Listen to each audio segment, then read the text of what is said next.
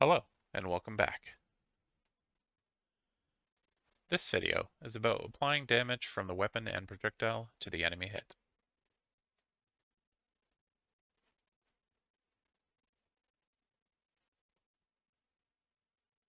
And a special thanks to all my supporters.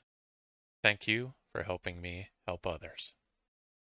So ultimately, the projectile needs to apply damage, and that damage value comes from the tower's damage attribute. But to get there, we first need the weapon to be able to access the tower it is attached to, so that it can use that attribute as well as the range. So in here, that means that we're going to create a new variable. We'll just call this tower. This will be of type tower base. And we'll set this to instance editable. However, we do not need to expose it on spawn because again, we are not actually spawning the weapon. So with that set, we go into our tower base and event begin play. We're accessing our weapon here, saving that value. Similarly, we can then set the tower.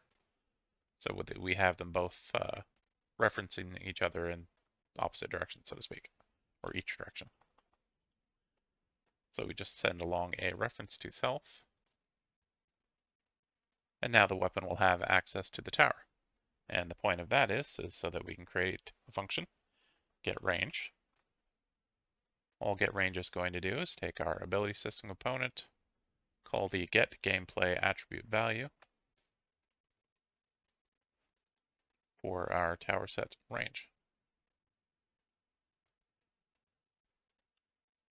Now typically I like to check the bool and send that along, but in this case, it's the tower, it's had its attribute set, it's just how the system works.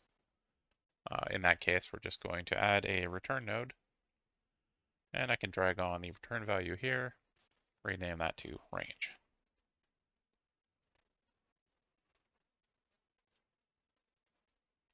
Similarly, I want a getDamage function, and as I've shown before, you can just right-click, duplicate this one, and then make the changes. However, you can also just grab this, including the return node. If we copy that, create our getDamage, when we paste that in here, it automatically adds the outputs. So we can just rename that to damage, set this one as damage, and with that done, we can go back into our weapon. Under our find enemy, we were just using a radius of 200. Now we can get our tower value, call get, and I just reminded myself, get range. While you could do it this way, we have our exec pins here. I would rather go into these on get range and get damage, set them to pure, and now there's no exec ping.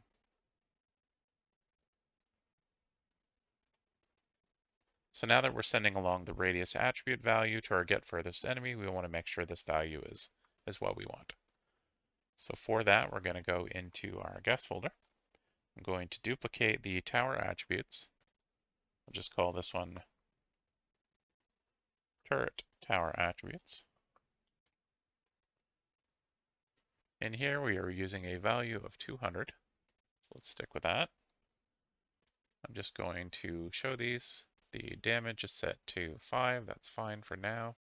And the fire rate we originally had set to 2. I'm just going to set this to 0.25. The machine gun should shoot quickly.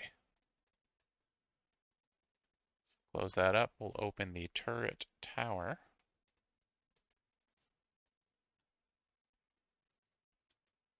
Go in here, find our default effect, and set this to turret tower attributes.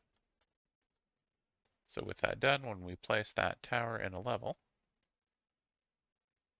we now see that it's firing quicker and it's still using the 200 range that we were using previously. Next up, I want to go back into the enemy base. I'm going to take this bit here, I'm going to cut it. We don't need this. I'm going to go into the blueprint function library utility. And in here, I'm going to create a function called damage enemy. And here we're going to paste in, oops, what I just cut. The damage enemy is going to take an enemy, as well as the damage. This is of type float, and of course this is of type enemy base. With that, we want to get our ability system component so that we can send it along to the make outgoing spec as well as the apply.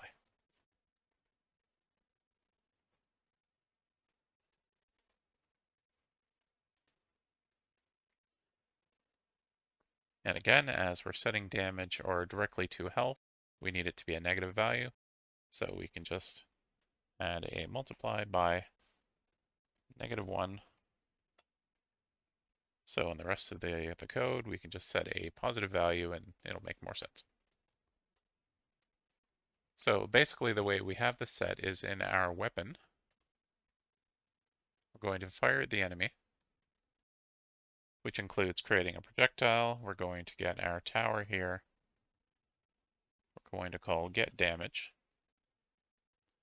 And as you saw, what get damage is doing is it's getting the current value of the attribute from the ability system component. What that means is if you place down a tower and then when it fires out a bunch of projectiles, every time it fires out a projectile, it's calling this function. It's getting the current at that time value of damage.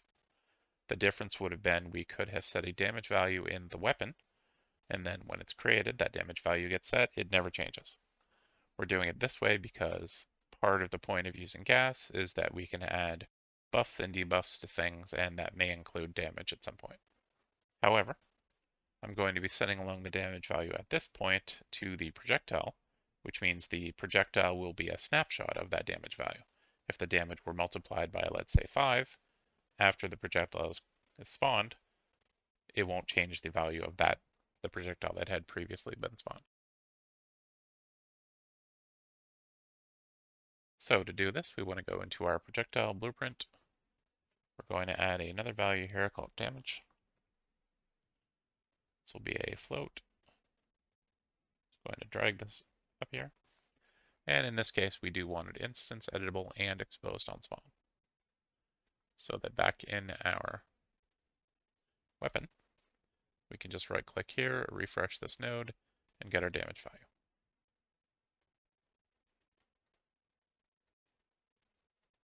And lastly, back in our projectile, in the on hit target, we can then add in here a call to our utility function damage enemy.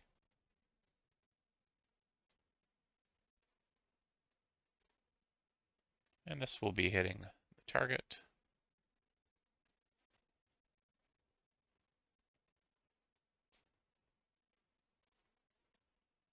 For this amount of damage.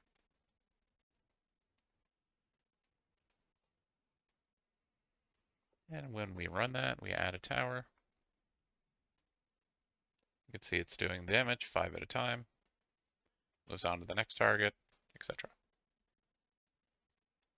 Thanks for watching. If you liked the video and would like to see more, you know what to do. And if you would like to support this channel, watch these videos 2 weeks early, or just want to download the project files, you can do so through my Patreon linked below.